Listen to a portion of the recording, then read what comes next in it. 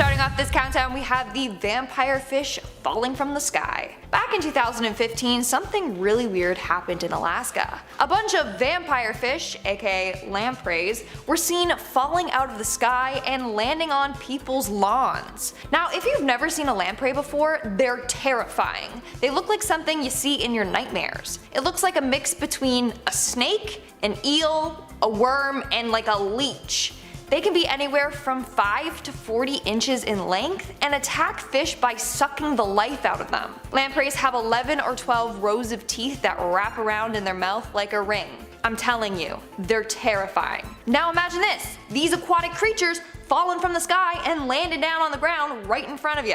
People were terrified when this was happening, and rightfully so. They were probably thinking that it's like the end of the world. Anyways, in the end they believe that this was caused by gulls grabbing them out of the ocean and then dropping their dead bodies when flying over someone's lawn. Which makes me feel a bit better, like at least we know they weren't just like spawning out of the sky, you know? In our 9th spot today we have the upside down tree garden, and if you guys are liking this video so far, then why don't you smash that like button because it really helps us out. This is actually quite beautiful and I would love to go to Alaska just to see this garden. Located in Mendenhall Valley, it is filled with trees that are literally planted upside down. These are referred to as flower towers. They had their tops buried in the ground and their roots are up in the air. On top of the roots, they then form like a little basket where beautiful bright flowers are planted on top. Now you may be wondering, who designed this garden and why? Well, in 1985, a landslide uprooted a bunch of trees and destroyed one of the main streams. So a man named Steve, a landscaper, was assigned to restore the stream. As he was working on it, he picked up a large fallen tree stump that was upside down and slammed it into the soft mud. Then he was like, you know, that's cool, and then continued to take all these trees and just put them in the mud upside down. And Steve was right, cause it does look frickin' cool. Coming in at number 8 we have the giant crab, aka the red king crabs. Now when I say that these things are giant, they are giant, like massive. They can grow up to 25 pounds with a leg span of 5 feet. Dude, I'm about 5'5.5", so those things would be close to my size if I like laid down beside them, which I never would, but anyways, fishing them in Alaska is really popular. Roughly 100 boats go out fishing for them over a period of 2 to 3 months, and millions of pounds of this crab are harvested. So it must be an Alaskan delicacy. In our 7th spot today we have the moose poop jewelry. And you heard me correctly. There are people in Alaska that turn moose poop into earrings, necklaces, you name it. I mean, hey, it's sustainable, so why not? But just the thought of someone like handling moose poo, it just makes me shiver, you know, like the smell would get to me. But it's not only jewelry that you can buy there, you can get tree ornaments or keychains all made out of moose poop too. Don't worry though, the poo is fully dried and double coated with a seal, so not only does that strengthen it, but it also makes sure that it doesn't smell. In our 6th spot we have the abandoned igloo city. Located in Cantwell, Alaska, there's an abandoned igloo building. It was first created with the intention to be a cool little hotel, but it never got fully completed. Back in the 1970s when they were building it, the workers kept failing to beat building codes at the time. So they just gave up. And it was easier and cheaper to just leave the building up instead of tearing it down, so that's why it's still there. Now the outside might look complete, but the inside is not finished at all. So now it's just a cool little tourist attraction. But sadly, you're not allowed inside to explore. We're now at our 5th and halfway mark with the Dr. Seuss house. Again, another place that I would love to visit. Located in Willow, Alaska, the Dr. Seuss house, or the Goose Creek Tower, is a 185 feet tall structure that looks like several houses stacked on top of each other. And that's because it basically is. It honestly looks like something straight out of a Dr. Seuss book, which is why it's given that name. Anyways, the bottom of the house started by a 40 by 40 foot log cabin. Then the designer started adding more and more cabins on the house, each getting smaller and smaller as they ascend into the sky. But they unfortunately were forced to stop when they reached the height of 185 feet. Because if they go past 200 feet, then they're getting into federal airspace territory. In our fourth spot, we have HAARP. HAARP, aka High Frequency Active Auroral Research Program, was created by the government to analyze the ionosphere, which is the area where the Earth's atmosphere meets space. Seeing this area from afar, it looks weird. It's just like a parking lot filled with massive antennas. But this place also has a number of conspiracy theories surrounding it. For example, many people believe that the government is using this base to control the weather or even mind control us. Another theory is that the government is actually using this place to create and test geothermal weapons, space weapons, or even death ray weapons. It's crazy, I know. Coming in at number 3, we have the outhouse races. Imagine visiting Alaska and then seeing a bunch of people in outhouses on skis racing down the street. This is a real thing that they do in Alaska as part of the Anchorage Fur Rendezvous. So teams actually create and design / decorate their own outhouses. Like I said, the outhouses are then placed on skis or a snowboard. And then 4 team members push or pull the outhouse to the finish line while one person is inside of it. Not gonna lie, this looks extremely fun. Like, I'd love to watch this race or even design my own outhouse. As weird as that sounds, I never thought I would ever say that sentence in my life. Coming in at number 2, we have the Lady of the Lake. Now, when I first heard this, I'm like, damn, I bet this is about a creepy ghostly lady that like drowned in an Alaskan lake and now haunts the area. I was completely wrong. I was way off. Okay, I've just been doing way too many ghost videos lately. Anyways, the Lady of the Lake is an abandoned aircraft that is submerged at the bottom of a lake in Alaska. Basically, in 1955, the Air Force got rid of all the WB-29 Super Fortress planes due to an accident. So they took this plane and brought it to the lake. That's when it was used for open water extraction training. But after using it for quite some time, they're like, nah, sorry, it's still too dangerous to use this plane. So they literally just left it there and then it sank to the bottom. So there you go.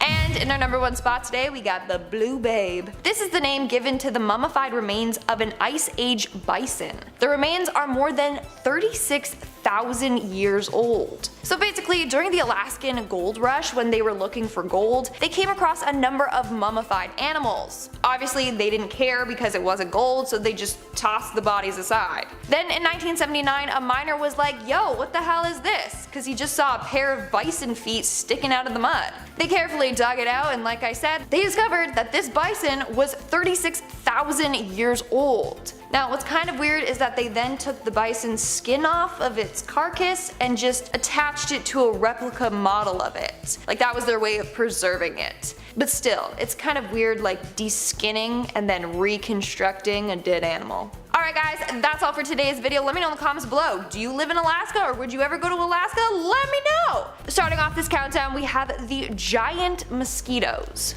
First off, I would like to give a huge shout out to subscriber Rocker Bob. He left a comment about the mosquitoes in Alaska, and they definitely deserve a spot on today's list. The mosquitoes in Alaska are so big that they joke around and call them the state bird. The biggest type are a kind called the snow mosquito, and they are about the length of a full-grown American honeybee. Yeah, it's massive. I mean, on the plus side, you can see them coming. Like, I hate when all of a sudden I'm like, I got a mosquito bite, right? Like, where did that come from? Maybe now you'll be able to see these suckers and then I'm just kidding. But here's the thing. The swarm of mosquitoes there are so aggressive, they have been known to chase herds of caribou into the sea. Not only that, they have the ability to completely drain a caribou. Isn't that absolutely terrifying? So if you're planning on going, make sure you put bug repellent on your packing list. Several cans. Moving on at number 9, we have the laws. Alright, so if you're planning your trip to Alaska, you know you need that mosquito repellent, but you also should just, do a little refresher on the laws there. You don't want to do anything illegal and risk getting arrested. Here are some of the weirdest laws you'll find in Alaska. For starters, it's illegal to wake up a sleeping bear in the purpose to take its photo. Who is dumb enough to wake up a sleeping bear? Anyways, if it's not for the purpose of taking a photo, can you wake it up? I don't know. It's also illegal to push a moose out of an airplane. Damn it, there goes my weekend plans. Like, seriously. Clearly this has happened before, so they had to make this a law. But who's loading a moose onto an airplane in the first place? And then second, who's then pushing it out? That's just messed up. Anyways, it's also illegal to give alcohol to a moose. Again, that means someone was caught doing this, so then they had to then make it a law. And it's also illegal to tie your pet dog to the roof of a car. Excuse me? Who the hell is doing that? That's just incredibly messed up.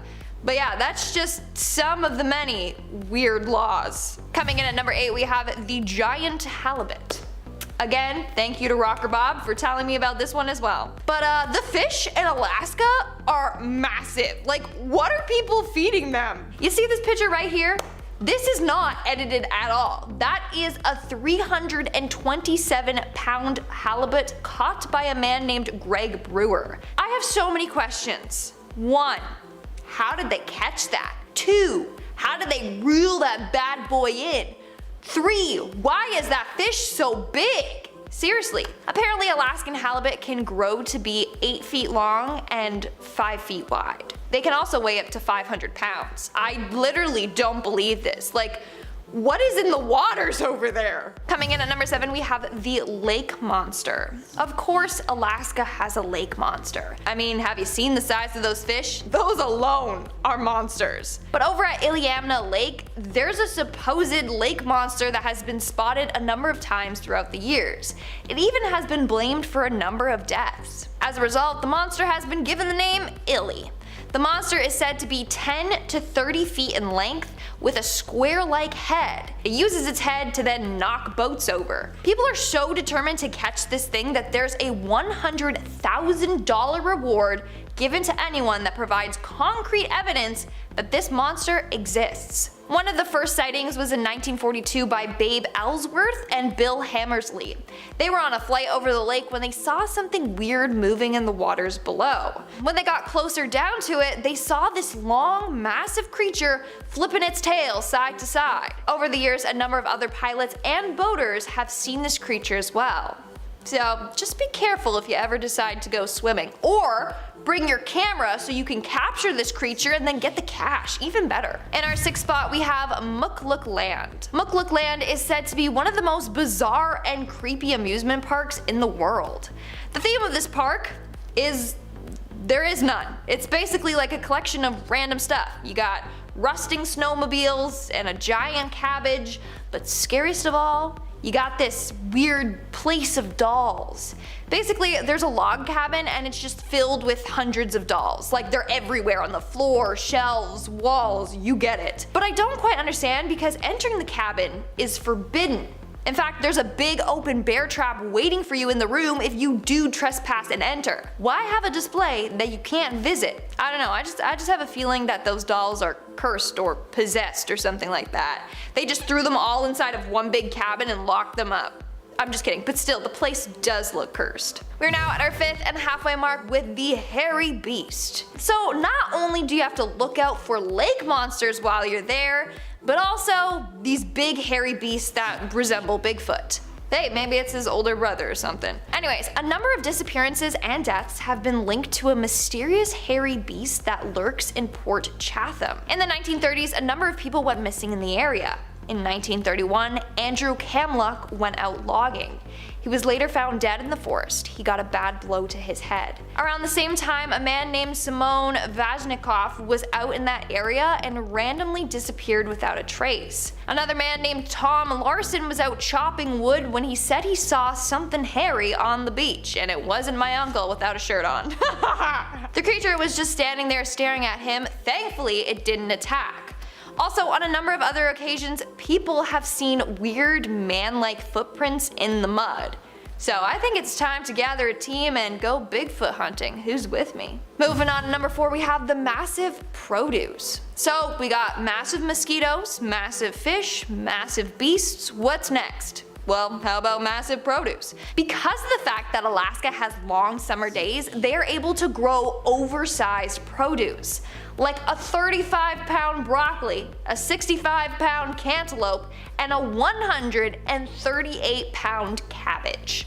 They get like 20 hours of sunshine, so yeah, they're just growing non-stop. In fact, there's even an annual Alaska State Fair where people show off the massive produce they have grown.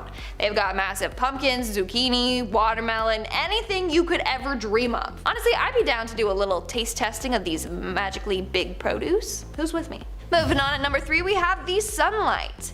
In the northern parts of Alaska, they can receive 24 hours of sunlight in the summer, which is great for people that love basking in the sun. Then you got the downside to that. In Barrow, they get around 2 months of just sheer darkness in the winter. Those with seasonal depression would absolutely suffer there.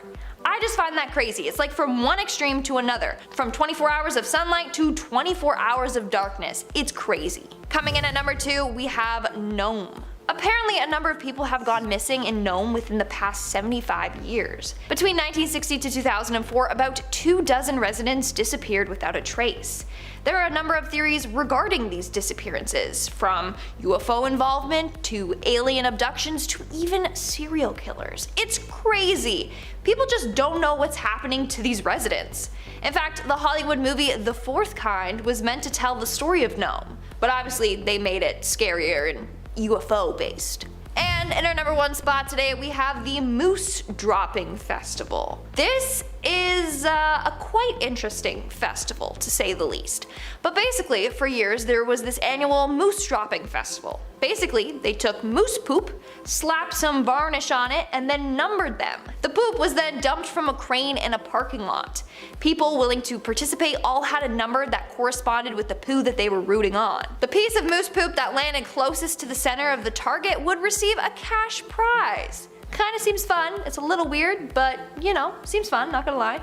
But sadly, the event started to get too big, and in 2009 they had to stop hosting it. Kicking off the list at number 10, Iceworms. Yeah, iceworms. Need I say any more right there? Iceworms, that's terrifying by themselves. I'm dodging these suckers all spring, now I gotta worry about winter too.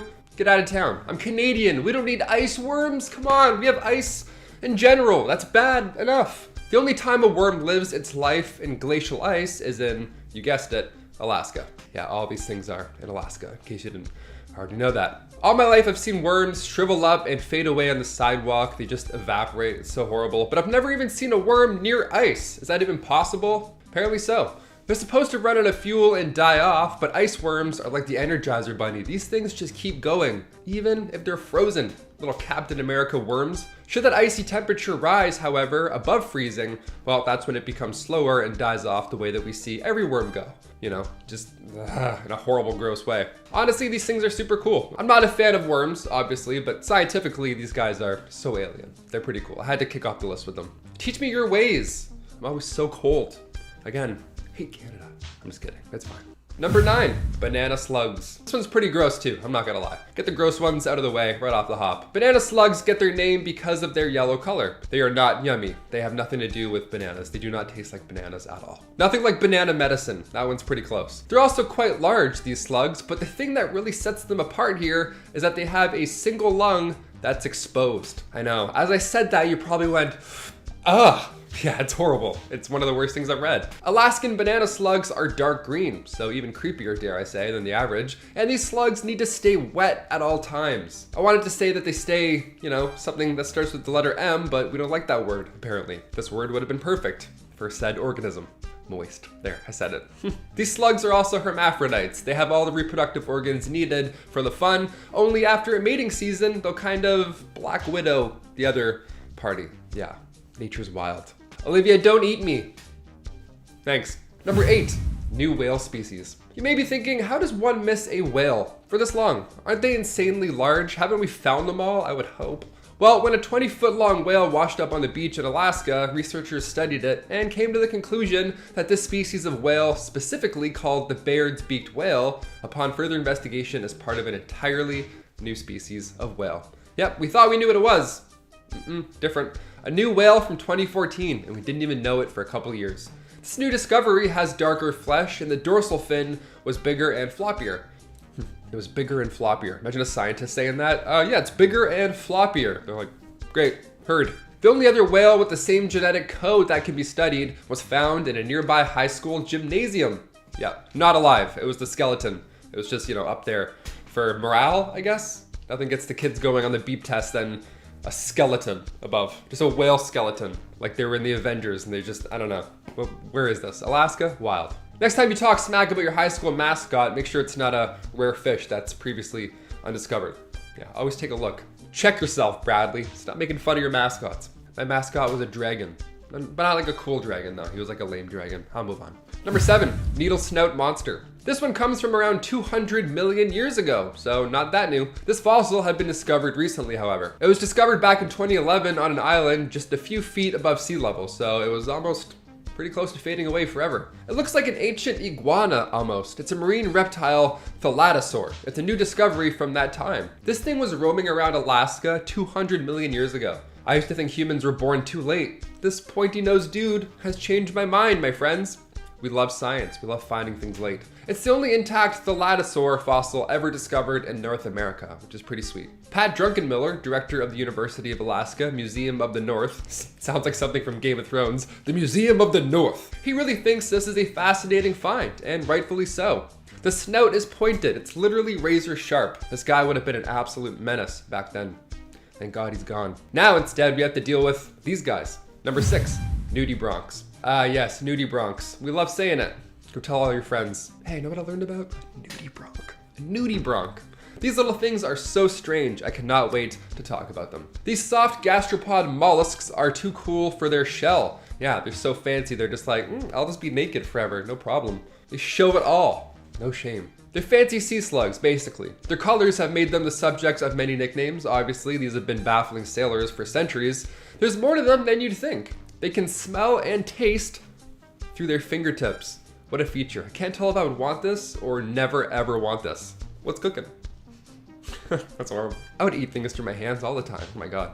I'd steal treats from my friends' backpacks. There's over 3,000 types of these dudes all waiting to be explored on Alaskan's ocean floor. If you want to get an up-close look yourself, just know they're quite good at absorbing toxins from predators and then storing them for later on, so tread lightly. Don't be poking anything. Watch out for colorful deep sea spaghetti. Always keep your eye open for deep sea spaghetti. You'll see them coming also. These things are giant and they look like they're from Avatar. You won't miss them. Number 5, a strange catch. When you fish off Alaska's coast, you really never know what you reel in. Sea creatures are already creepy enough, but imagine pulling up this thing. Back in 2019, an angler named Sarah Alford pulled up this alien-looking sea creature. And when she posted her catch online, everybody else was like, great, what is it though? And no one had any idea what this thing was, including herself. Everybody was just as confused as she was. What planet did you catch this thing on? The clip got millions of views, no problem. People were upset in the comments even, saying not to pull him out of the water because he couldn't breathe. But then other comments are like, yeah, but why? What is it? Is it a fish? Does that mean that's a fish? Turns out this thing is a basket star, a species of Shinoderm, AKA sea star. Yeah, it's just a fancy starfish. Yeah, not all starfish look like starfish. Sometimes they look like inside-out aliens. Sometimes they look like haunted bowls of ramen. The more you know. Number 4, pyrosomes. I've said it once and I will say it again. The ocean, the sea, hell, even the lake sometimes. Nope, not going in.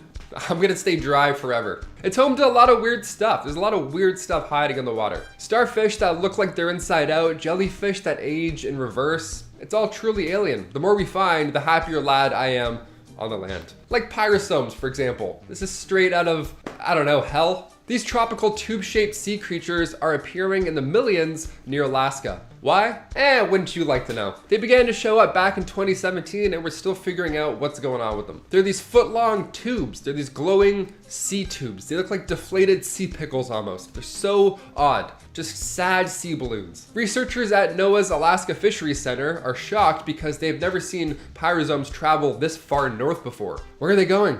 Why? Why is it becoming a common sighting in Alaskan waters now? These numbers are so high that when fishermen are finding them, they're clogging all their gear up. Yeah, their nets are just layered in this goop. Just jellyfish balloon goop.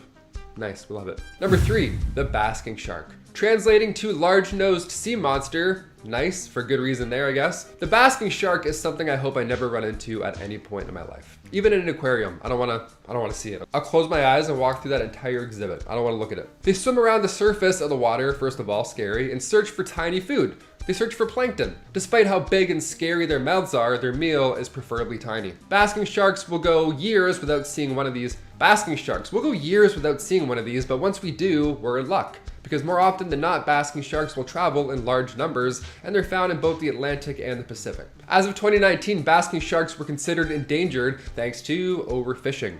Yeah, they have some biological mysteries behind them though. The basking shark mouth is massive and, like I said before, quite scary, but otherwise it's pretty normal. Basking shark females, however, they only have one functioning ovary, and it's always the same every time. It's always on the right side, and we're still not quite sure why. Number 2, red squirrels. Okay, so Olivia told me recently that black squirrels in Toronto, they aren't a thing everywhere. They're not a thing in Regina. But over in Toronto, my whole life I've seen black squirrels everywhere, maybe even more so than a brown squirrel. So this one I had to throw in because I simply don't know anymore. My whole life is now a lie. I could be colorblind for all I know. Because now we got red squirrels over in Alaska. Like red, like mighty red. These things look like Vikings. A common sighting over there. They have these cute white bellies. They look straight out of a fairy tale. That's another thing. Every time you see a squirrel in a book, it's always brown. I can't confidently tell you what color squirrels are anymore. Zebras, I got. That's fine. Zebras, no problem. Squirrels, no clue. The only squirrels I see downtown Toronto look like they just got a buzz cut out of nowhere. They're like losing hair. They have bald spots. I don't know. These squirrels are up to no good. I don't want to know what's going on. You ever see a squirrel that clearly just got into an altercation and you're like, hey, little guy? I can't talk to Toronto squirrels. Squirrels are too scary. Alaskan red squirrels, those are awesome. We like those. Those are probably a bit more gentle. They don't have to dodge taxi cabs. And finally, number 1, the king crab. Okay, I'm not great with spiders. You've seen this, you know this on this channel here. And crabs, in case you're wondering, nope, no better. They're larger and they can swim. 2 more red flags, my friends. Not a big fan of crabs, but the Alaskan king crab, they're honestly pretty impressive. I had to put them at number 1. They're an OG. They have the name Alaskan in their name. You know what I mean?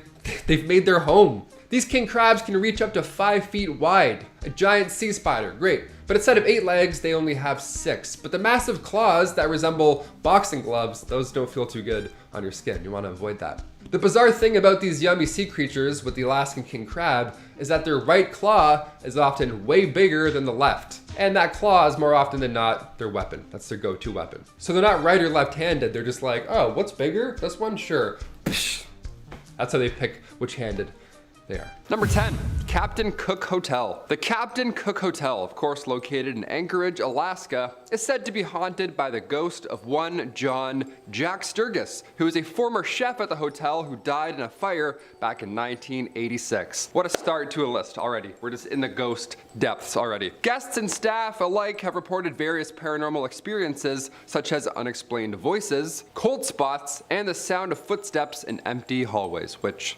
I don't know, all signs point to ghosts when you put those in a row. Some guests have even reported seeing the apparition of a man in a chef's uniform. I'm not trying to laugh. That's just, imagine that, you know what I mean? 4 a.m. in the middle of the night. You're like, chef, may I? Could you turn off the light?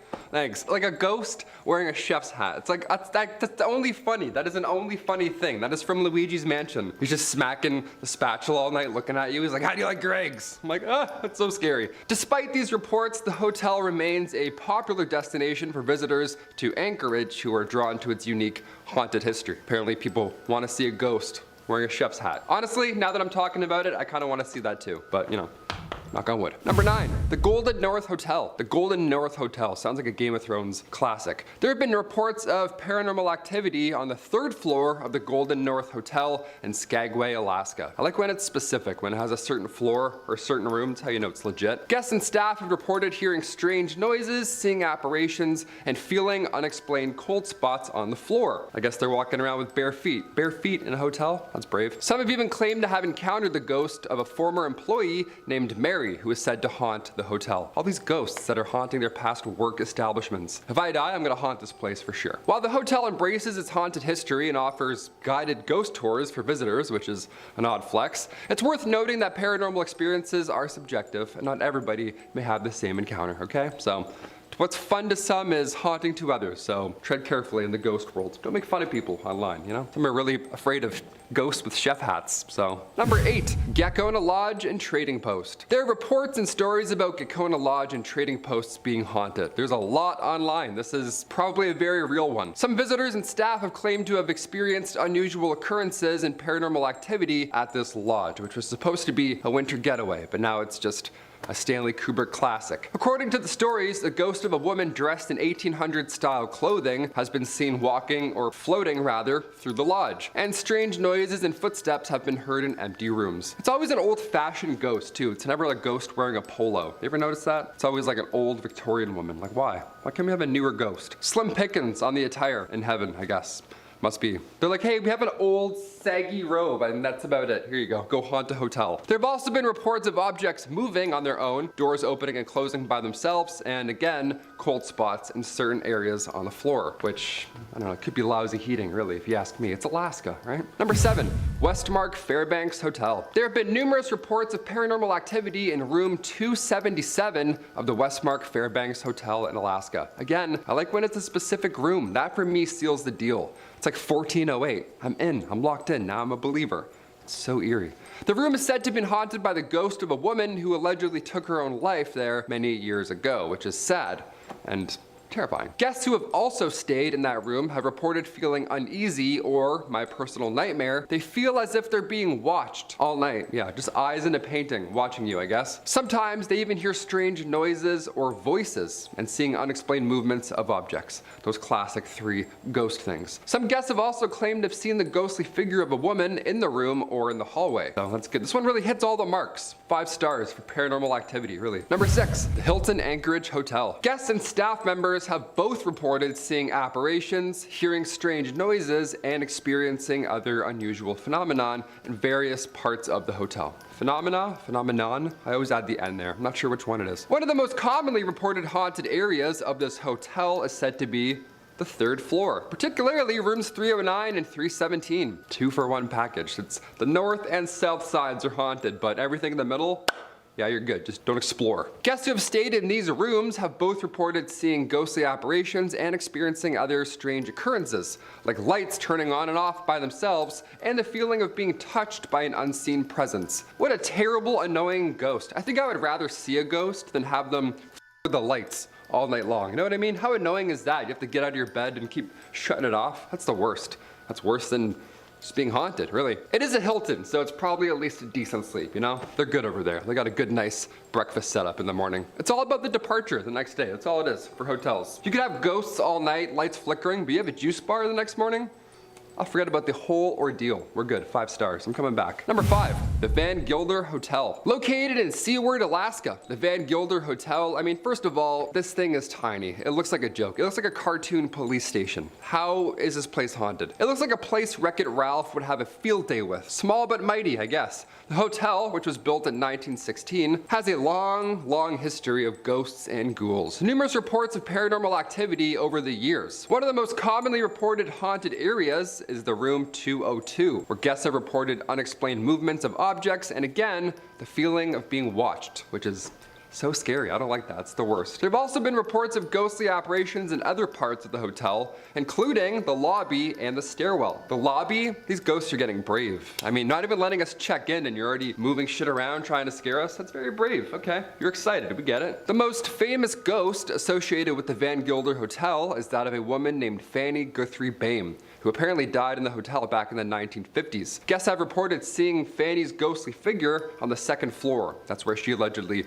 fell to her death from the balcony, which is so sad. If I didn't see that again though, as a ghost, I'd be like, oh, this is a terrible TikTok loop scenario. Number 4, Inlet Tower Hotel and Suites. Okay, this one is very large, and it looks very haunted, okay? It doesn't look like a mini police station. This one's very Kubrick. This hotel, which was built in 1952, it already has a long history. It's seen a few deaths in its rooms, and of course, to follow, there have been numerous reports of ghostly apparitions over the years. Apparitions?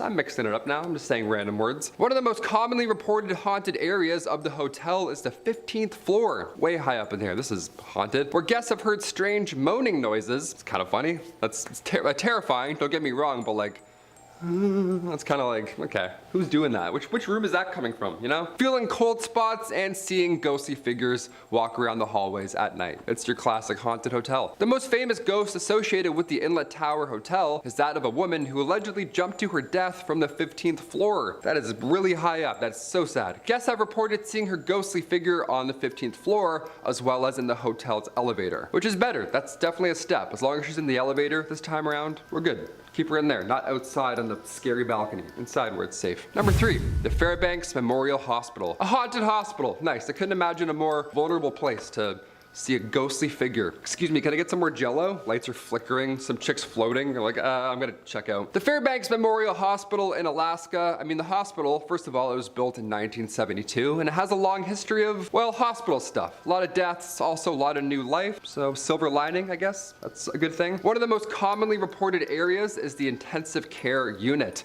the ICU. That's what the ghosts say. They say, hey, I see you right there. I'm gonna watch you all night. Both staff members and patients have reported hearing voices, feeling someone touch them who wasn't actually there, and seeing ghosts of past patients walk around the halls at night. That's the scariest thing I've ever heard of. Past patients, just like...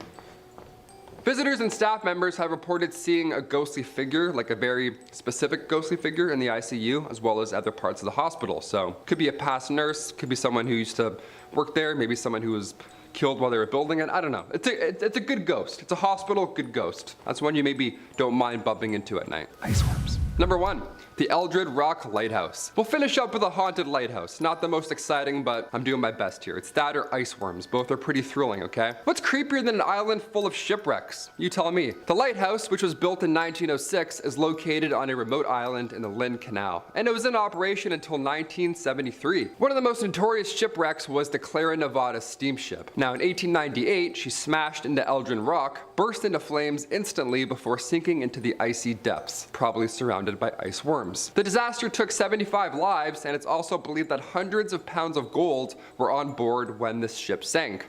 So it was a curse. It was for sure cursed. All that gold, that many people died. I smell a curse. I know it. One of the most commonly reported ghost occurrences at the Eldred Rock Lighthouse is the sighting of a ghostly woman, again, you guessed it, wearing all white. The classic Victorian gown. Legend has it the woman was a former lighthouse keeper's wife who died on the island and has remained there in spirit. Remained there. I guess she's stuck there for all of eternity, but we'll say she remained there. And if that's not enough for you, the lighthouse has been the subject of paranormal investigations. And some investigators have captured electronic voice phenomena. Yeah, they got EVPs on this island, so it's the real deal. That's how you know. Remind me to avoid this lighthouse at all costs. Great, cheers. Coming in at number 10 is the statistics. The Alaska Triangle is a remote area infamous for alien abductions, Bigfoot sightings, paranormal phenomena, and vanishing airplanes. The Alaska Triangle has everything the Bermuda Triangle has, but with more mountains and it's cold. Like much of Alaska, the Triangle contains some of the most rugged, unforgiving wilderness in North America. It's an impossibly vast expanse of dense forests, craggy mountain peaks, alpine lakes, and large swaths of plain old wilderness. Now, the sheer number of people who go missing is absolutely shocking. Add to the fact that many disappear without a shred of evidence, and bodies, alive or dead, are rarely found. More than 16,000 people, including airplane passengers, hikers, locals, and tourists, have disappeared within the Alaska Triangle since 1988. The rate per 1,000 people is more than twice the national missing persons average, and the rate of people who are never found is even higher. The numbers don't lie, and they imply that something else is going on here other than people merely getting lost in the mountains. So what's really going on here? Seems like no one really knows, and I do not want to be the one to find out. Number 9. Thomas Hale Boggs' disappearance. In 1972, a twin-engine Cessna 310 plane was carrying Representative Thomas Hale Boggs, the House Majority Leader, Representative Nick Begich, Russell Brown, a Begich aide, and the pilot Don Johns. They were traveling during a campaign trip to Alaska and vanished while en route between Anchorage and Juneau. While on their flight, they just disappeared. At noon on October 17th, Representative Tip O'Neill of Massachusetts told anxious House members that it is our hope and prayer, of course, that the men will be found safe. Now, their disappearance triggered the largest search and rescue operation up to that point in U.S. history. It involved 40 military aircrafts, 50 civilian planes, a search grid of 325,000 square miles, and more than 3,600 hours of search time. Now, after 39 days, the search was called off with no signs of the wreckage or survivors. Now, the accident prompted Congress to pass a law mandating the installation of emergency locator transmitters in all U.S. civil aircrafts. And with all of this, conspiracy theories have since risen over the circumstances of Hale's death and disappearance. Number 8.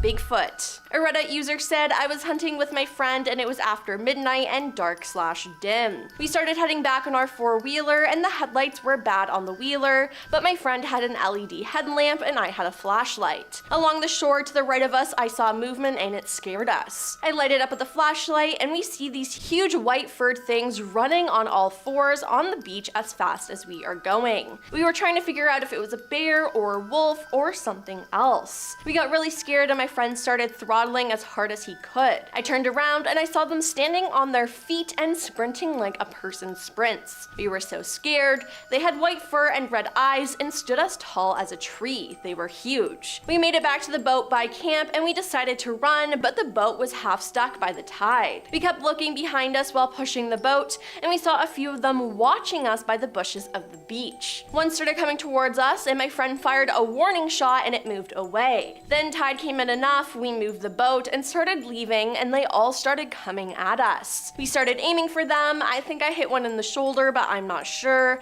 and they didn't act like they'd been shot. They ran away after that and then we left. Yeah, that is a no from me.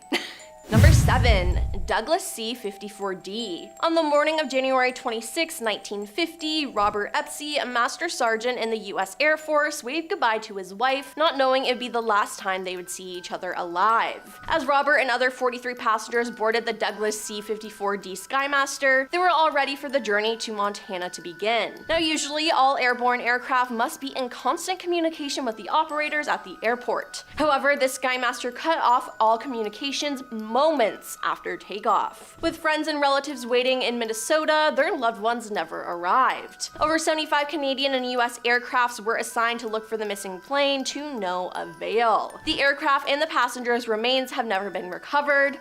And I mean, where did they all go? How can you just lose a plane like that? Number 6.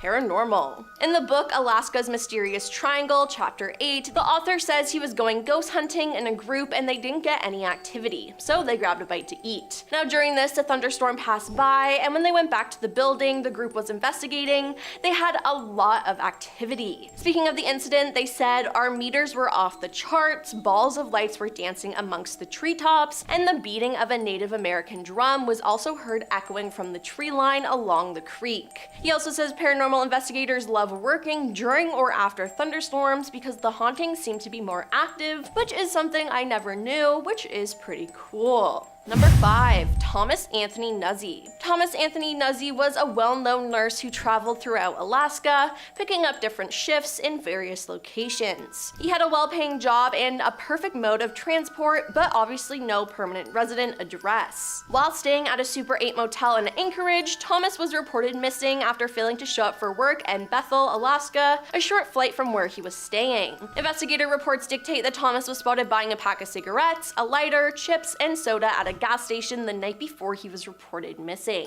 The reports also show that he was in the company of a woman, and upon questioning the staff of the Super 8 motel, some said that a different man was spotted in Thomas's room on that same night that he went missing. While his bicycle and Jeep were later found, no one knows what happens to Thomas. Number 4. Mystery Man. A Reddit user described a scary story they experienced while in the Triangle. They said, I used to work on the north slope of Alaska in the oil industry. It was mid-January, the sun hadn't quite come up yet, and we were deep in the wilderness. It was about 4 in the morning when we were in our truck, and then something appeared on the road in our headlights. It was a man, in jeans, sneakers, and a hoodie jacket, walking down an ice road in the wilderness tundra at 4 a.m., and it was negative 20 degrees outside. He didn't acknowledge us as our trucks rolled up next to him, he just kept shuffling forward. He didn't seem cold. I rolled down my window and asked if he needed any help and if he was okay, and he still didn't acknowledge us, just kept shuffling forward. His face was completely blank, devoid of any thoughts or emotions. Now, even in the extreme cold, I could occasionally get whiffs of a peculiar smell coming off him.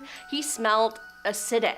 Now the guy behind me in the truck's crew cab rolled down his window and reached out to grab the guy, and before his hand could reach him, the man spun around and latched onto my buddy's outstretched arm. He glared at my buddy and then at me with his eyes of pure rage, not removing his hand from his arm. At that moment, this guy started screaming in our faces. I slammed on the gas and he still had a hold on my buddy's arm and was trying to pull him out of the truck. He was running alongside the truck while the other guys in the cab held onto my buddy to keep him inside. After several moments, my buddy tore free from this guy and we sped away. We checked in with the guards and reported what we had seen, and the guard was looking at us like we were pulling a prank, but policy said they had to check it out regardless. My buddy's arm was sore, and when he pulled back his sleeve, there were noticeable bruises in the shape of a hand around his arm. Now, a guard said they searched up and down the ice road for a solid 12-hour shift and saw nothing, not even tracks in the snow leading off the road. So who was this mysterious person? Or ghost? Seems like we'll never know. Number 3, UFOs. A 1986 report made the Federal Aviation Administration, FAA, from a Japanese cargo flight tells about one alleged UFO experience. Allegedly, Japan Airlines Flight 1628 encountered 3 unidentified aerial phenomena above the expanse. The pilot reportedly thought the crafts were military and paid them no mind. Moments later, he realized that the objects were keeping pace and moving erratically around his own jet. Over the next 50 minutes, the strange aircraft shadowed Flight 1628's every move while emitting bursts of blinding lights. The statements made by the crew were verified by civilian and military radar, and the FAA report went on to garner national attention. Number 2, Kushika. The native Tlingit and Tsimshian peoples have their own explanation for disappearances. The Kushika is a shape-shifting cryptid that stalks Alaska's wilderness looking for human prey. While often compared to the mythology of Bigfoot, the Kushika seems to operate in a much thinner manner. According to lore, the otter-like creatures disguise themselves as a trusted relative or friend and appear to those who are lost or injured. They lead their victims deeper into the wild, ultimately tearing them apart or turning them into another Kushika. This legend is especially popular in southeastern Alaska. In some stories, Kushika are cruel creatures who take delight in tricking poor Tlingit sailors to their deaths. In some legends, it is said the Kushika will imitate cries of a baby or screams of a woman to lure victims to the river. Could it be the Kushika responsible for some of these disappearances? I think so. And coming at number 1 is Alan Foster. On September 9th, 2013, Alan Foster flew a Piper PA-32-260, which was later reported as missing while traveling over the Alaska Triangle region. The National Transport Safety Board reports that Alan had been flying under a visual flight rules flight plan, fueled at Iqaluit, and continued flying around 3:30 p.m. He even contacted Jano Flight Service, indicating that he would stop at Cordova if the conditions dictated. However, 18 minutes after takeoff, somewhere between Malaspina Glacier and the Gulf of Alaska, the radar showed Alan's aircraft descending to about 1,100 feet before disappearing. No one ever heard from Alan Foster again, and no remains of his body nor the aircraft have been found. Alan's disappearance is bizarre because he was experienced. He had over 9,700 flight hours in various aircrafts. He kept asking for key details before and during his flight, and he never reported any problems before disappearing.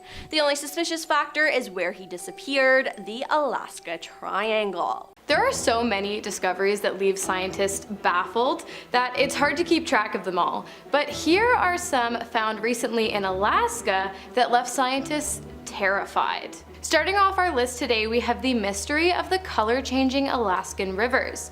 In recent years, scientists have found themselves bewildered by the changes in their waterways, including the 451 kilometers, 280 miles, of the monumental Kobuk River twists and turns through the northwest Alaska. Scrambling to figure out just what the heck is going on, and why not only have these waters started to turn orange, but why they have also experienced an extreme increase in acidity, the United States Geological Survey partnered with the National Park Service and the University of California, Davis, and the University of Alaska, Anchorage, and Public Pacific University together have set out to map the extent of the contamination as well as its impact on the ecosystem and the cause of it all. While the large group of scientists found their work to be inconclusive, they did come up with a few good theories. The first being that rising temperatures in the Arctic, which has been warming at an alarming rate of almost 4 times faster than the rest of the world, has caused permafrost to begin to thaw in certain areas of the state,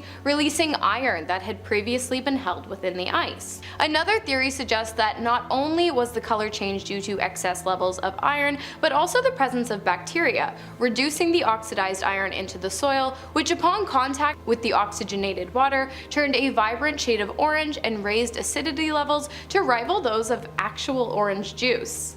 Next up we have vampire fish rain. It's like that song Acid Rain, but instead of acid rain it's vampire fish falling from the sky.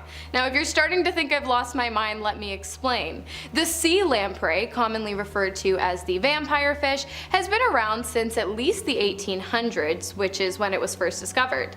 The jawless fish, which can grow up to 15 inches long, earned its nickname due to the fact that its mouth, which is ringed with many rows of sharp teeth, works as a suction cup, which allows it to attach and suck the blood of its prey along with other bodily fluids. So now that we know what they are, let's just imagine what would happen if they started falling from the sky in our lawns, roadways, parking lots, beaches, and more. Well, the people of Fairbanks, Alaska don't have to imagine, as in 2015, it actually happened.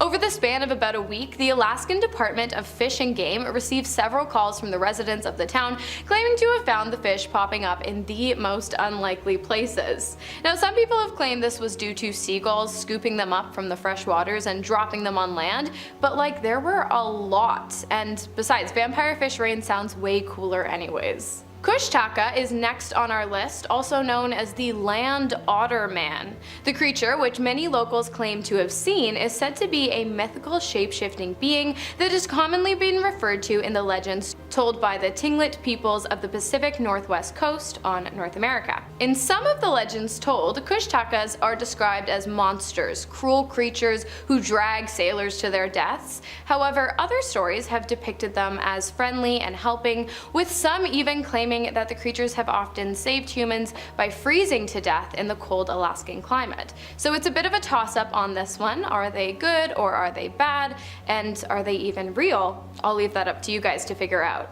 Coming up next, we have the Slide Cemetery, located in the Klondike Gold Rush National Park. It was a dark day when scientists discovered the graves of an estimated 48 to 100 people, it's unknown as the records weren't so great back then, who perished in what is now described as the darkest day in the Klondike Gold Rush history. On April 3rd of 1898, many Alaskan people took to the Chilkoot Trail in an effort to quickly reach the Klondike goldfields, but unfortunately a large number of them never made it to the intended destination. It seems the deceased, filled with dreams of collecting riches, failed to heed the many warnings of weather concerns in the area, and as the aspiring gold collectors made their way up the steep trails, the wet spring weather and loose dirt and rock caused a 10-acre avalanche, ending the lives of many and turning what was once a booming gold town into a desolate and melancholy area of mourning. The cemetery stands today as a reminder of this dark day in history. Up next, we have Lady of the Lake, the discovery of which left scientists and historians baffled and disturbed. So if you're picturing some ghostly woman standing at the edge of the water with decrepit skin and strangly hair, whose presence is depicted in horror stories and folklore, well, you'd be wrong. The Lady of the Lake is actually an abandoned WB-29 bomber aircraft, tail number 4462214. The aircraft, which flew in the 1940s during World War II, was used to detect evidence of nuclear testing from the Soviet Union while flying back and forth between Alaska and Japan.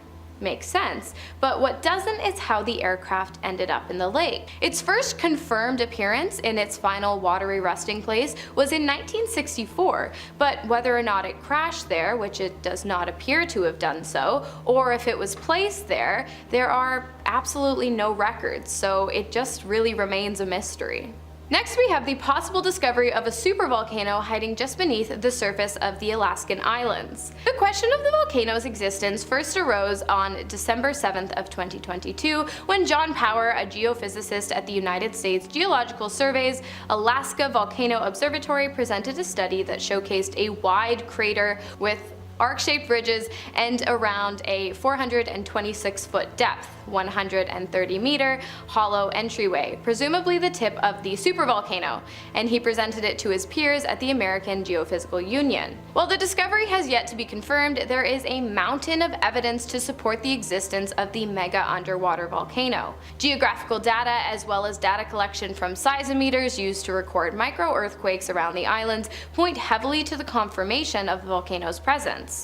At this point in time, scientists are determined to confirm what exactly lies beneath the surface of these waters around the Alaskan islands as quickly as they can, because with the discovery of the possible volcano being so new, we have little to no information on whether or not this thing could blow at any time. And up next, we have another possible appearance and swift disappearance of underground pyramids hidden within the earth of the Alaskan Triangle.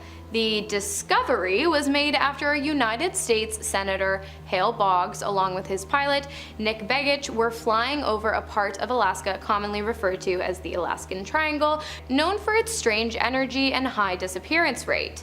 As you might have guessed, both Senator and pilot disappeared, but that's not even the weirdest part. A survey of the area took place in an attempt to locate the missing persons, but instead found evidence of a pyramid-shaped major underground structure. However, when they went back to confirm their discovery, it was as though the pyramid had completely disappeared.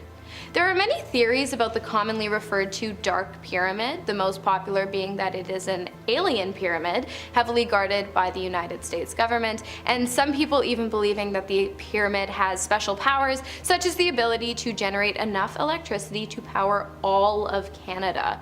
But what do you guys think it is? Let me know in the comments, because I really love a good conspiracy theory. And starting off our top three, we have disappearances in the Alaskan Triangle, which of course was briefly mentioned in our last point, but let's dive a little bit deeper, because since 1988 there has actually been a recorded total of 16,000 disappearances in the area that lies between the lines of Anchorage, Juneau, and Utqiagvik. Of course, Bogs and Begich being among the missing. No one can figure out why this specific area has caused so much confusion and turmoil. Of course, there are many theories, the presence of the Dark Pyramid being one of them, rough terrain being another, and possible magnetic disturbances as well. But the crazy part is that it's not just planes that disappear when entering this particular triangle-shaped portion of Alaska. Reports of alleged kidnappings, getting lost in the woods, sudden vanishings, and being buried by snow are by in no means of short supply. Scientists still can't seem to figure out what it is about this specific area that makes planes and people act so out of whack. Next, we have the Petroglyph Rocks found amongst the shores of Wrangell, an island town in part of Alaska's Inside Passage. For those wondering, a petroglyph is basically just a picture carved into a stone used to represent stories and knowledge, and if you'd like to see one, well, Alaska's got a bunch. While scientists argue over the purpose of the rocks, they have agreed that they were most likely created anywhere from 8,000 to 10,000 years ago, most likely by the native peoples that resided there at the time. But seeing as the depictions carved into some of the massive stones very closely mirror images of crop circles and other alien symbols, along with the fact that even after thousands of years the markings still remain so deep within the rock, the theory of the petroglyph's occurrence being a result of extraterrestrial artwork can't be ruled out. Not to mention, Alaska is also home to a giant underground pyramid, I'm just saying.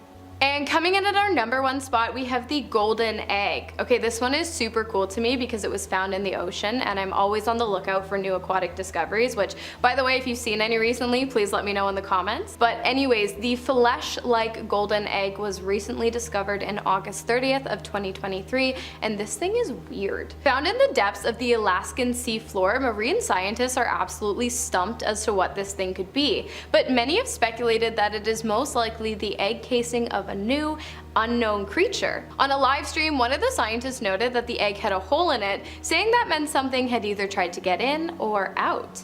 Another one of the marine spectators noted that when our collective knowledge can't identify it, it's something weird, adding, what kind of animal could make an egg casing like that?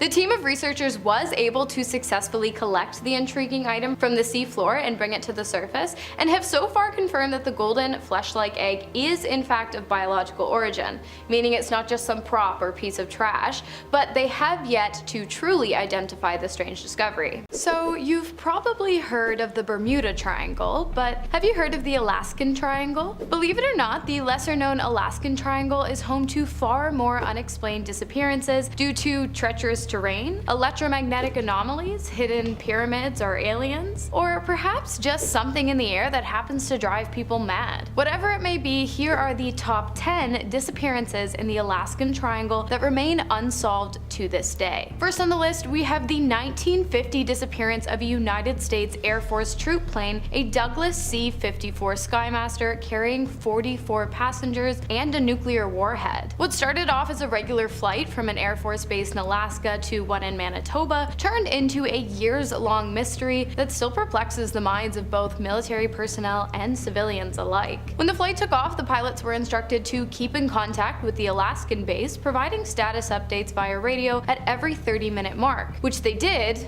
until they didn't. The last report the base received was that while there was some frost forming on the wings, a completely normal occurrence when flying in cold weather, everything was going smoothly. The radio silence that followed was quickly accompanied by a large search party consisting of both ground and aerial efforts, but no one and nothing was ever recovered. The Douglas was an incredibly large plane, so for it to just simply vanish without a trace has continued to baffle many minds to this day. Now, if you've even just scratched the surface of the Alaskan Triangle's many mysterious mishaps, I guarantee you've heard about the disappearance of Hale Bogs and Nick Beggish. If you haven't, you're about to, and if you have, stick around because you might learn something new. On October 16th of 1972, the United States representatives of the Democratic Party, along with one assistant and a pilot, set off on a campaign trip to Alaska, during which they would be forced to test their luck with the Alaskan Triangle. Any goodbyes or see you soons shared with friends or loved ones prior to takeoff would have been the last anyone would receive from any of the men. As you've probably guessed, they never made it to their destination. Not only that, but the men along with the aircraft completely vanished. Many search parties canvassed the area, a charge led by the United States government, who suspected a possible assassination of the men, but no trace of either plane nor passengers were ever found. However, something else might have been. Which of course brings us to our next point. You guys know I love a good segue. The Dark Pyramid, as it's called, was discovered among the grounds in which frenzied groups frantically searched for Bogs and Beggish. Well, its presence was discovered by land surveyors who had used a ground-penetrating radar in an attempt to locate the lost plane. While no such aircraft turned up, something did. Something big and buried far beneath the snow was registering on the men's equipment, and it appeared to be pyramid-shaped. It was getting dark, so the men decided to call it for the night, but when they returned to the same place the next day, their findings shocked them. They found nothing. Not a single trace of the gigantic structure they had found less than just 24 hours before. And all of a sudden, their participation in the search was over. While some believe these men to be complete nut jobs, either seeing things or misreading their tools, many believe they got it absolutely right. Not only that, but some people even argue that the reason they were unable to find it the next day is because the American government messed with the electromagnetics of the area, rendering the equipment useless in an attempt to keep the pyramid hidden. Speculation as to what the structure might be used for include secret government testing, a United States alien base, and even a massive power source. Could this mysterious find be the source of Alaska's long-standing dark streak of missing persons? Let us know what you think in the comments. Moving into individual disappearances, we have missing person Thomas Anthony Nuzzy, who was reported missing on June 19th of 2001. Nuzzy was a traveling nurse whose main purpose in life was helping people, and at the time of his disappearance, he had been working in Bethel, Maine, but was staying in Anchorage, Alaska. He was last seen on video surveillance purchasing snacks and a pack of cigarettes accompanied by an unknown woman. After Nuzzy's disappearance, a search for the man's whereabouts began, in which they questioned the housekeepers at the motel where he was staying. And the housekeepers revealed that during their rounds they had in fact seen a strange man and woman in Nuzzy's room. We're unaware if this was the same woman that had been caught with him at the gas station on the security camera. Along with the information provided by the housekeepers, Nuzzy's bike was also discovered near the motel outside of his storage unit, and his Jeep about 12 miles out of town. Not much else is known, but some speculate that the woman with Nuzzy at the gas station was partners with the man at the motel, believing that the two forced Nuzzy to empty his storage unit of its valuables and then drove his Jeep away from the scene of the crime. But perhaps he was simply just helping a young couple with an injury. He was a nurse after all. But neither reason really lends any explanation as to what happened to Nuzzy himself though, so I guess I'll leave that up to you guys to decide. And next on the list we have Frank Minano, an expert on sustainable living, hunting, and Alaskan culture, whose disappearance shocked the small town of Nenana, which is located directly in the center of the Alaskan Triangle. Frank was 69 when he was reported missing on August 17th of 2020 by his family after they believed him to have gotten lost in the woods. Authorities, aware of Frank's talents, believed that he must have taken shelter in a nearby cabin after becoming turned around in the night. A search party was sent out to canvass the area with high hopes for the man's safe return. However, disappointment and dismay began to sink in after days of searching resulted in not one single indication of Frank's whereabouts. There is not much else that is known about this story other than the fact that 4 years later Frank still remains missing and the tragedy remains a mystery. Next on the list we have Shanna Oman, yet another disappearance in which honestly not much is known. The woman went missing on June 3rd of 2019 after spending time at a friend's house in Fairbanks, Alaska. According to the friend, after hanging out they had dropped her off at Nico River, a short walk from where Oman had lived. They assumed nothing of it until several hours later when Oman's roommate called the friend saying that she had never returned home. Scared and confused, they called the police, who quickly put together a search party to comb the area in which Shanna had last been seen, but after much effort they were ultimately unsuccessful. No other information has been released about the ongoing missing persons case, but as with all the names on this list, we are still hoping for a happy ending. Next up we have Leonard Lane, a World War II veteran who at the time of his disappearance on July 4th of 1995 was 73 years old. Lane, who had a very distinct limp due to injuries obtained during the war, had decided to take a walk after a local parade in the town of Fairbanks, Alaska. He went out into the woods of the Alaskan Triangle alone, a mistake which presumably would end up costing him his life. Although efforts were made to locate the man, he was never found, and in 1997, 2 years after his disappearance, Leonard Lane was declared legally dead. However, the case remains unsolved. And starting off our final three, we have Jael Tiara Hamblin, a mother of one who went missing on October 11th of 2014. That evening, Jael and her roommate Kendra had gone out to dinner. When they returned home, Kendra went to bed, but Jael decided that she wasn't tired, and instead texted one of her male friends around 1 a.m. asking him if he would like to get together. And at 3 a.m. she sent a text to an unknown man. When Kendra woke up the next morning, she sent Jael a text, and when Jael didn't text back, Kendra decided to knock on her door to check on her, but she was gone. After not hearing from her all day, Kendra began to worry and called Jael's mother, who reported her missing to police on October 14th of 2024. Despite efforts, no trace of Jael was found until 5 months later, when her purse, containing her cell phone, social security number, and ID, was discovered by hikers buried in the snow. Her mother maintains that Jael would not have left her purse behind willingly, nor would she have abandoned her son. While the case remains unsolved, foul play is the most likely cause of this woman's disappearance. Next on the list, we have Alan Foster, who went missing on September 9th of 2013 during a solo flight over the Alaskan Triangle while piloting a Piper 32-260 aircraft. After fueling up, Foster headed straight for the airspace above the infamous Alaskan Triangle and informed the region's flight service via radio that he had planned to touch down at Cordova Airport, a destination which would later prove to be out of reach for the flyer. Just 18 minutes after takeoff, the airport's radar showed Alan Foster's aircraft descending almost 1,100 feet at a rapid pace before disappearing completely. Neither Alan nor his plane were ever discovered despite multiple search efforts for the two. No one is quite sure what happened here, but many are hesitant to chalk it up to either operator or mechanical error, as the plane was in perfect working condition and Alan was an expert flyer. With over 9,700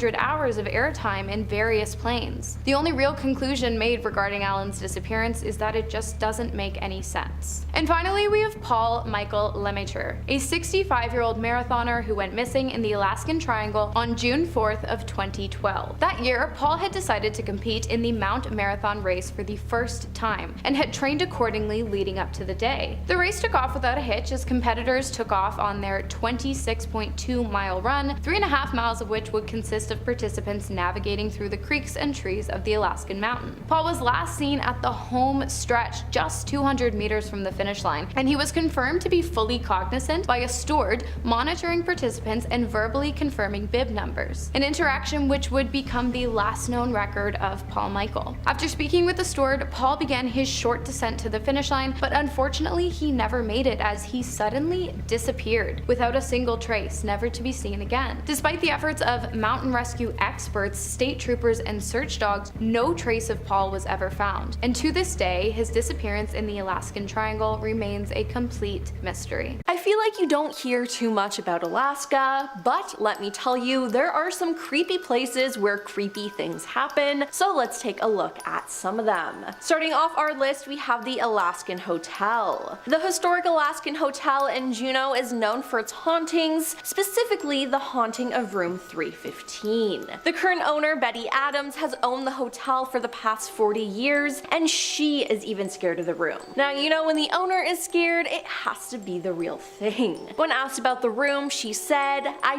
it's creepy, you know, I've never seen anything, but I feel things. Yeah, that is a no from me. Now, the room has always been reportedly haunted, but it wasn't until 2007 that the first notably scary incident took place. After a Navy ship docked in Juneau, several Navy soldiers needed a place to stay overnight on short notice. The hotel said they could house them, but one particular soldier had sent an email requesting their haunted room. Now, upon request, he was put in room 315 for the night, and why he requested the haunted room, I have no idea, but I do think that it was a stupid choice. Now, that night there was a ton of celebration and noise in the downstairs bar, as this was the first time in a long time that many of the soldiers had been off the ship, but through the commotion, a man in the room below 315 claimed that the guest had jumped out the window since he heard a glass shatter, and even his own hotel room window shattered. Now, police officers had to break down the door of 315, and what they saw was blood splattered all over the walls, which was strange considering that the sailor supposedly jumped. Now, this incident was kept quiet for many years, and miraculously, the sailor survived his injuries. Now, no one really knows what happened except him. Did the spirits make him do it? I guess we'll never know. Now, would you guys ever request to stay in a haunted room? Let us know in the comments below. Next up is the Red Onion Saloon.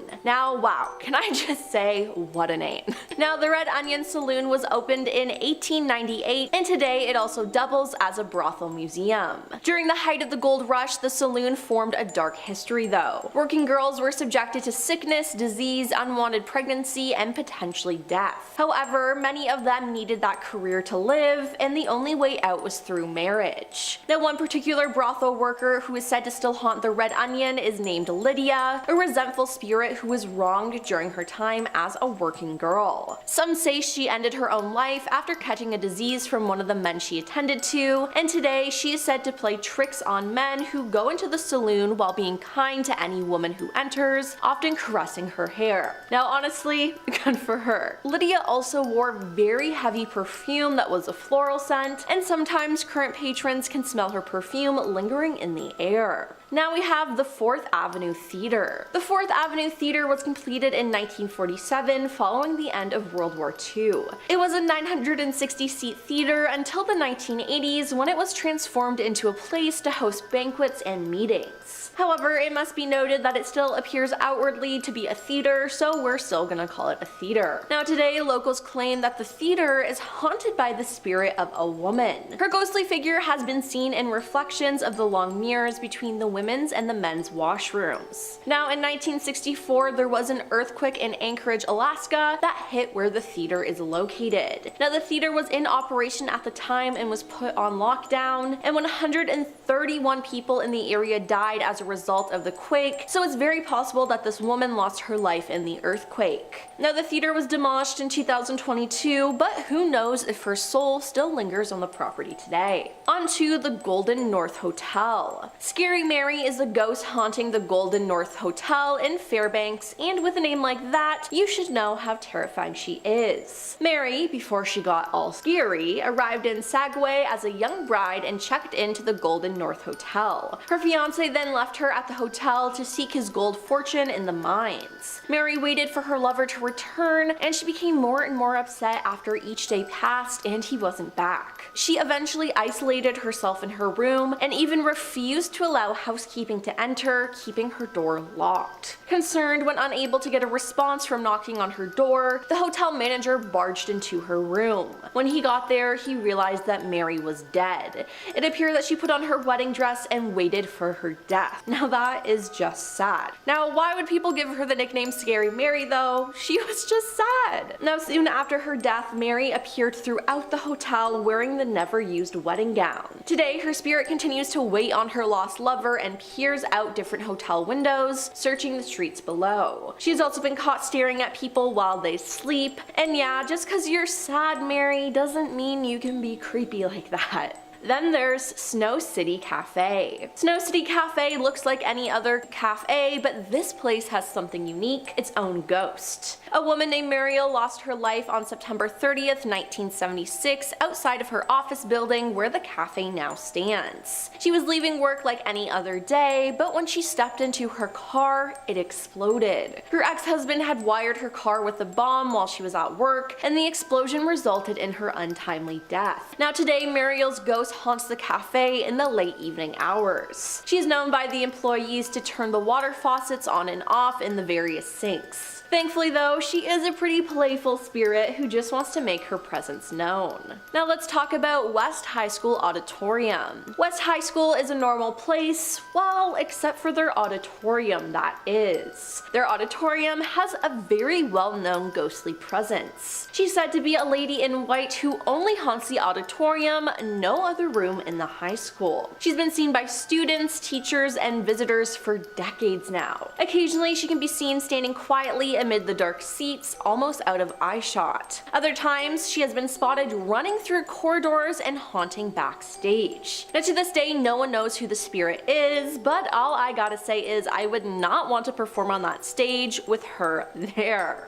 Moving on to the Buckner Building. Okay, so some backstory on this place. The Buckner Building once functioned as a bunker to protect troops during World War II. It held the title as the largest building in Alaska for many years, as it was 275,000 square feet and intended to house potentially thousands of soldiers. However, in 1966, the military left, and the large structure was virtually abandoned. Now to this day, no one has done a single thing with it, and no one is actually allowed to go into the deteriorating building. Yet those who were able to visit the building prior to that rule claim that it is haunted, which I gotta say, I'm inclined to believe. Now the Fun Employment Radio podcast posted footage of their friend Bob exploring the building, and you can hear noises and voices. In one part of the video, you can clearly hear someone call his name, Bobby. Now it also appears that some ghost says, "What's your name?" and then another phrase that I can't really say here on YouTube. It's just so freaky to listen to. Ugh. On to Wendy Williamson Auditorium.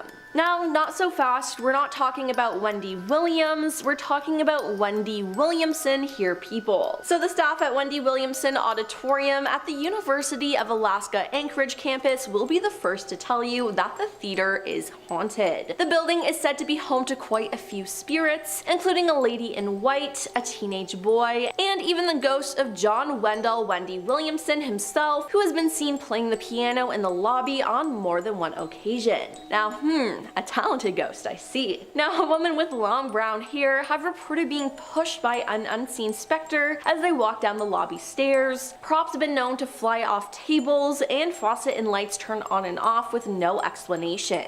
Women using the handicap stall in the women's bathroom have even felt it being violently tugged shut by someone on the other side as they try to exit. Yeah, That definitely sounds haunted to me. Up next is Hotel Captain Cook. Hotel Captain Cook is a luxury hotel in Anchorage, Alaska. The building process ended in 1965 following the tragic earthquake in 1964. Now, despite being relatively new, paranormal activity is very common in the hotel. One of the most well-known ghosts is that of a woman dressed in white who is most often seen in the women's restroom in the lobby. Now, although this information was initially hidden from the public, it was later discovered that in 1972, a young female in the hotel ended her life in that very bathroom. Safe to say, the ghost is most likely her. Now, she isn't a negative spirit though, which is good. It seems like she just likes playing pranks, including flickering the lights on and off to banging the stall doors as hard as she can. Now, many guests who have witnessed this have been so scared that they've told management about it, and to try to put an end to it, they've bolted that stall door shut, though it's unknown if the ghost is now trapped in there